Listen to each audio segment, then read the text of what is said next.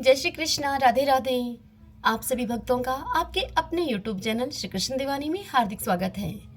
आज आप सुन रहे हैं जेठ मास महात्म्य अध्याय 2 की पावन कथा।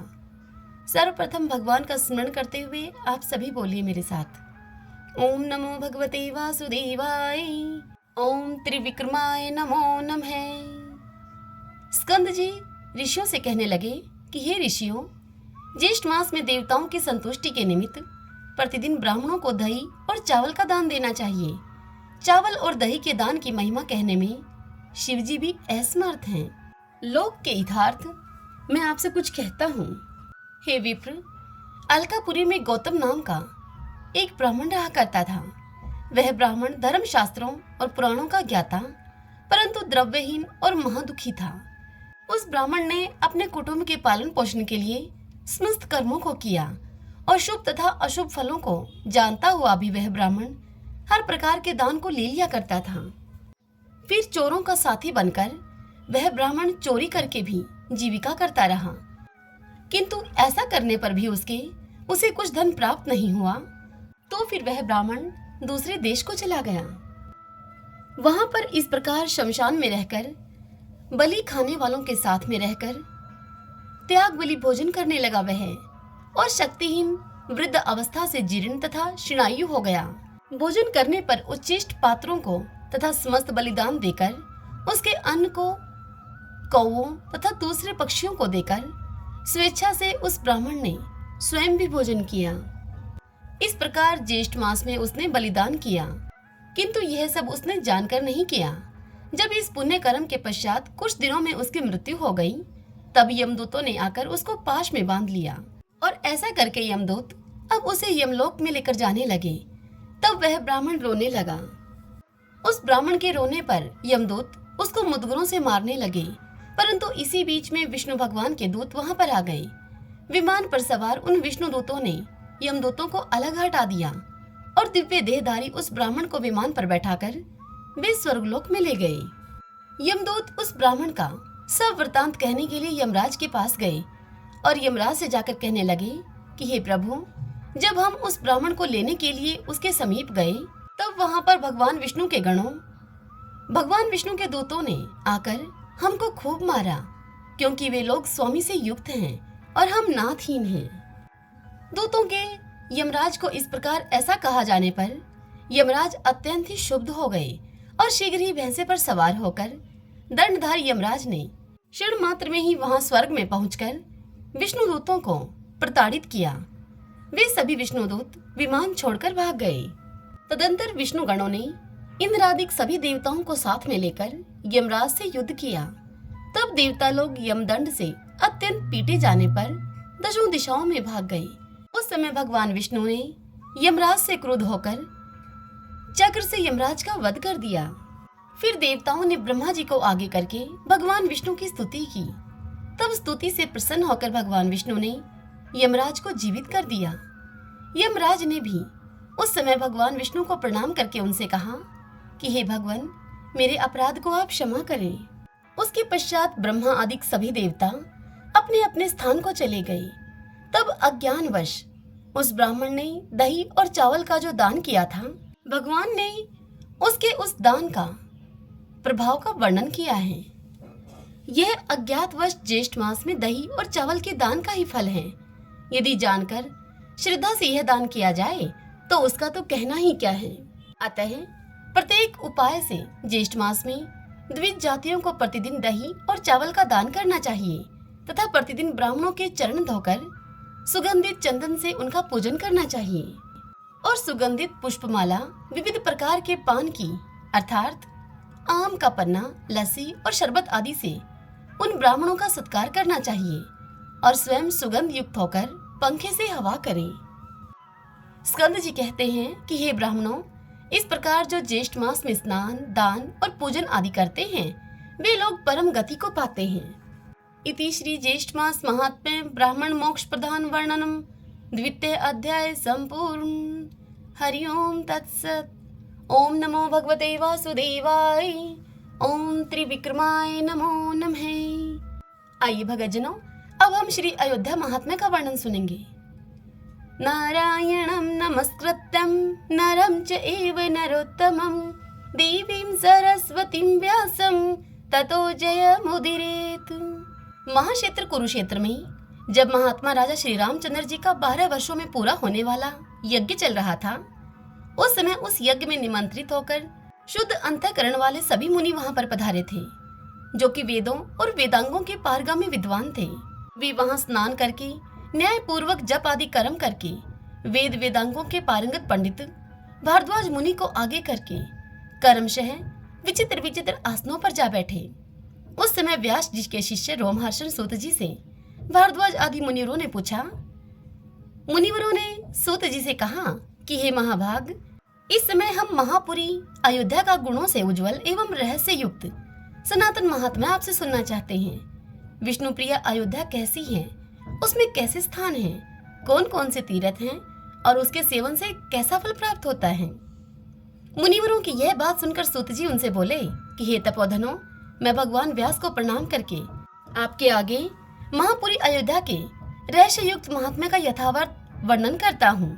अलसी के फूल की भांति जिनकी श्याम कांति है तथा जिन्होंने रावण का विनाश किया है, उन कमल के समान नेत्रों वाले अविनाशी परमात्मा श्री रामचंद्र जी को मैं नमस्कार करता हूँ। अयोध्या पूरी परम पवित्र है। पापी मनुष्यों को इसकी प्राप्ति होनी बहुत कठिन है। जिसमें साक्षात भगवान श्री हरि निवास करते हैं, वह अयोध्यापुरी भला किसके सेवन के योग्य नहीं है। अयोध्या सरयू के तट पर बसी हुई है। वह दिव्यपुरी परम शोभा से युक्त है। प्रायः बहुत से तपस्वी महात्मा उसके भीतर निवास करते हैं। जिस पुरी में सूर्यवंशी इक्ष्वाकु आदि सभी राजा प्रजा पालन में तत्पर रहे हैं, जिसके किनारे मानसरोवर से निकली हुई पुण्य शलीला सरयू नाम वाली नदी सदा ही सुशोभित होती है और उसके तट पर भ्रमरों के गुंजन एवं पक्षियों के कलरव होते रहते हैं। हे मुनिवरों, भगवान विष्णु के दाहिने चरण के अंगूठे से गंगा जी और बाएं चरण के अंगूठे से शुभकारिणी सरयू जी निकली हैं। इसीलिए वे दोनों नदियां परम पवित्र एवं संपूर्ण देवताओं से वंदित हैं। इसमें स्नान करने मात्र से मनुष्य ब्रह्म हत्या का नाश कर डालता है। आकार कहते हैं ब्रह्मा जी को, यकार कहते हैं विष्णु जी को और धकार रुद्र स्वरूप है। इन सब के योग से अयोध्या नाम सुशोभित होता है। समस्त उपपातकों के साथ ब्रह्मा हत्या आदि महापातक इस पुरी से युद्ध नहीं कर सकते, इसीलिए इसे अयोध्या कहते हैं। यह भगवान विष्णु की आदि पुरी है और विष्णु के सुदर्शन चक्र पर स्थित है। अतएव पृथ्वी पर अतिशय पुण्यदायिनी है। इस पुरी की महिमा का वर्णन कौन कर सकता है भला, जहाँ पर कि साक्षात भगवान विष्णु आदर पूर्वक निवास करते हैं। सहस्त्रधारी तीर्थ से पूर्व दिशा में 1 योजन तक और सम नामक स्थान से पश्चिम दिशा में 1 योजन तक, सरयू तट से दक्षिण दिशा में 1 योजन तक और तमसा से उत्तर दिशा में 1 योजन तक इस अयोध्या क्षेत्र की स्थिति है। यही भगवान विष्णु का अंतःग्रह है। यह विष्णुपुरी मछली के आकार वाली बतलाई गई है।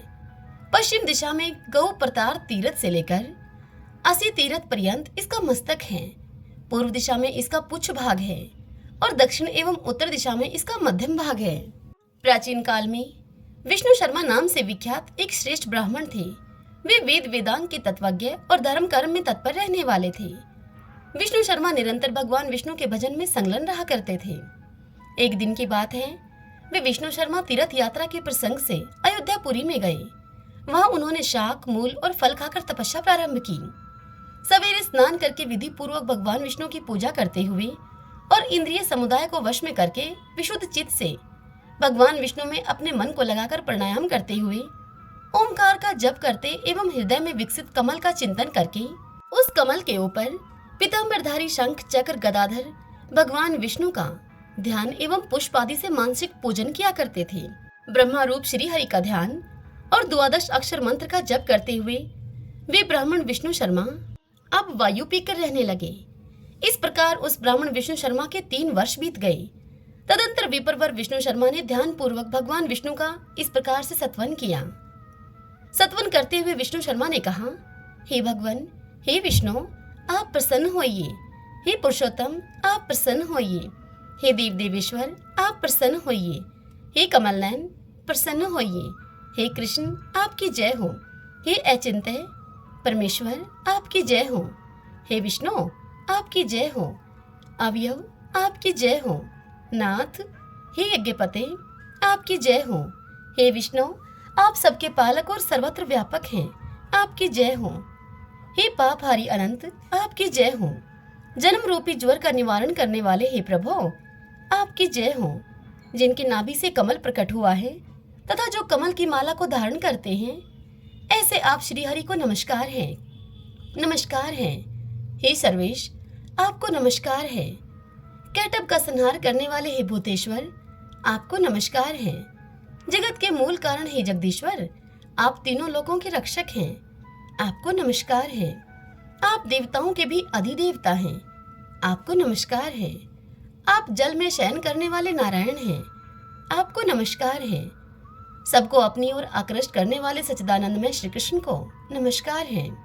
जहाँ योगी जनों का मन रमण करता है, उन श्री राम को नमस्कार है।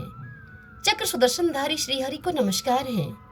आप सब लोगों की माता हैं, आप ही जगत के पिता हैं। भय से व्याकुल प्राणियों के लिए आप ही सुहृदय और मित्र हैं, आप ही पिता और पितामह हैं। हविष्य, वषटकार, प्रभु और अग्नि सब कुछ आप ही हैं प्रभु। आप ही करण, कारण, कर्ता और परमेश्वर हैं। हाथ में शंख, चक्र, गदा धारण करने वाले हे माधव, आप मेरा उद्धार कीजिए। हे मंदराचलधारी कश्यप, आप प्रसन्न होइए। हे मधुसूदन, आप प्रसन्न होइए। हे कमलाकांत, प्रसन्न होइए। हे भुवनेश्वर, आप प्रसन्न होइए। इस प्रकार स्तुति करते हुए महात्मा विष्णु शर्मा की भक्ति से प्रसन्न होकर विश्वात्मा भगवान विष्णु गरुड़ की पीठ पर बैठे हुए वहां पर प्रकट हो गए। उनके हाथों में शंख, चक्र और गदा शोभा पा रहे थे। वे पीतांबरधारी अविनाशी श्री हरि प्रसन्न चित्त होकर उस ब्राह्मण विष्णु शर्मा से इस प्रकार बोले।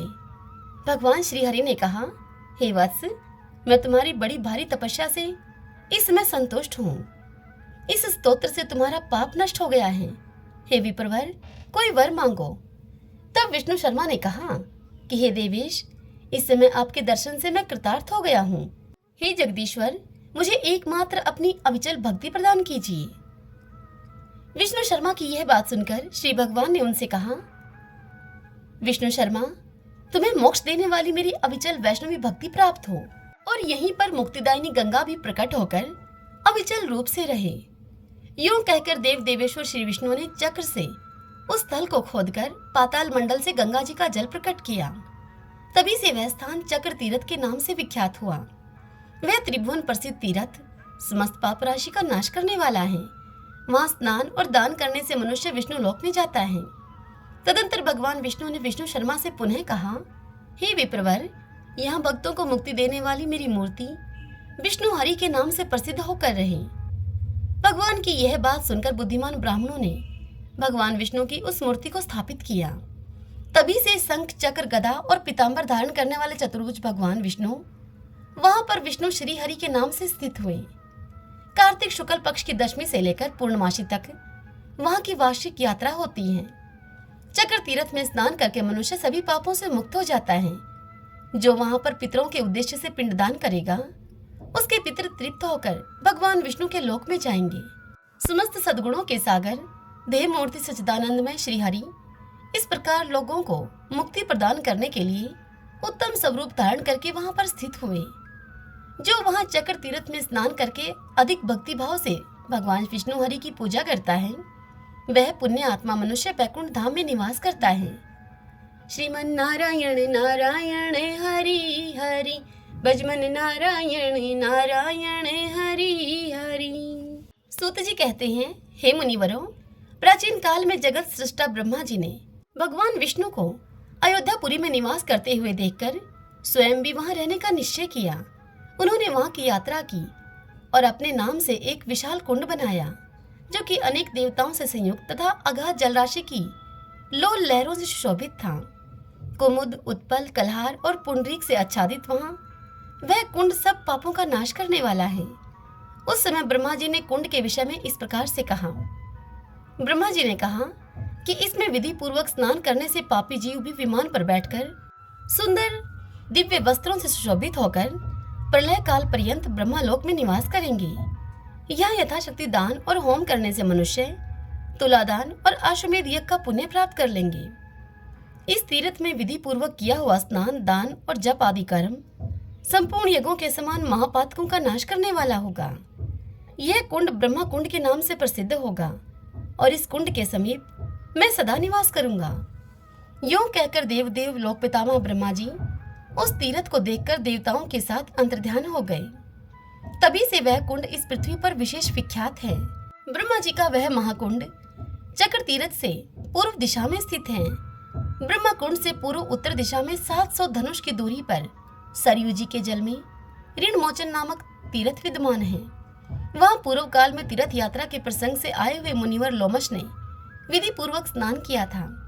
इससे वे ऋण मुक्त और पाप शून्य हो गए थे। तब उन्होंने अपनी दोनों भुजाएं ऊपर उठाकर हर्ष से आंसू बहाते हुए कहा, वे बोले, यह ऋण मोचन नामक तीर्थ बहुत ही उत्तम है।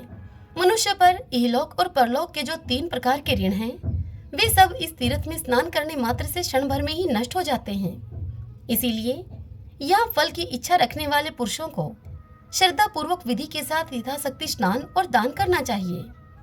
इस प्रकार तीर्थ का महात्म्य बतलाकर मुनिश्रेष्ठ लोमश जी उसके गुण की प्रशंसा करते हुए अंतर्ध्यान हो गए। ऋण मोचन तीर्थ से पूर्व दिशा में 20 धनुष की दूरी पर पाप मोचन तीर्थ है। यह भी सरयू के जल में ही है। वहां स्नान करने से मनुष्य उसी क्षण सब पापों से मुक्त होकर शुद्ध चित्त हो जाता है। पांचाल देश में नरहरि नाम से प्रसिद्ध एक ब्राह्मण था, जो कि दुष्टों के संग के प्रभाव से पापात्मा हो गया था। उस ब्राह्मण ने ब्रह्म हत्या आदि अनेक प्रकार के पाप किए थे। पापियों के संसर्ग में आकर वह तीनों वेदों के मार्ग की निंदा किया करता था।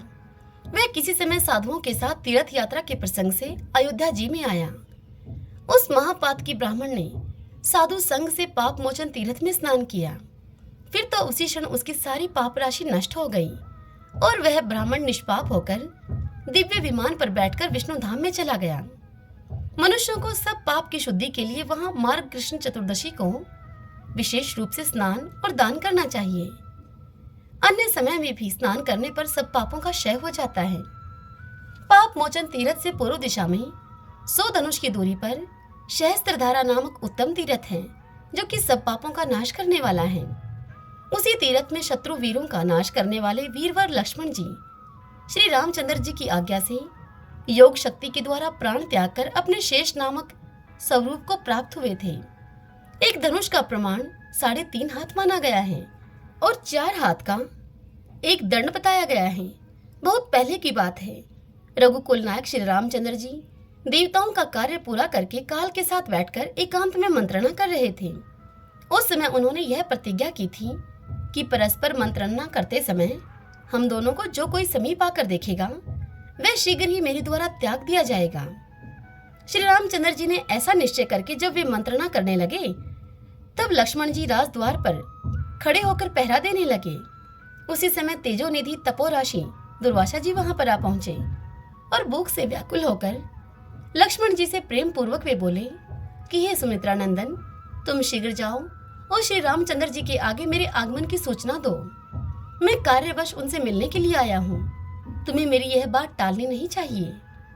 तब लक्ष्मण जी श्राप से डरकर शीघ्र ही भीतर गए और श्री रामचंद्र जी और कालदेव दोनों के सामने खड़े होकर श्री रामचंद्र जी से यह निवेदन किया कि तपोराशि अत्रि नंदन दुर्वासा श्री रघुनाथ जी का दर्शन करने के लिए आए हैं। श्री रामचंद्र जी ने काल से सलाह करके उन्हें विदा किया और स्वयं बाहर निकल गए।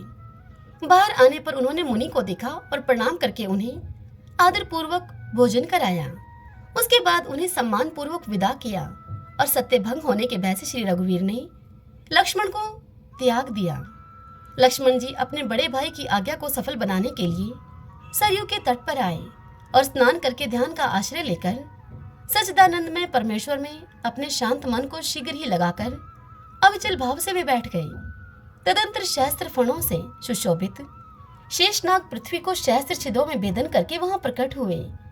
इसी समय देवराज इंद्र भी देवताओं को साथ लेकर स्वर्गलोक से वहां पर आए।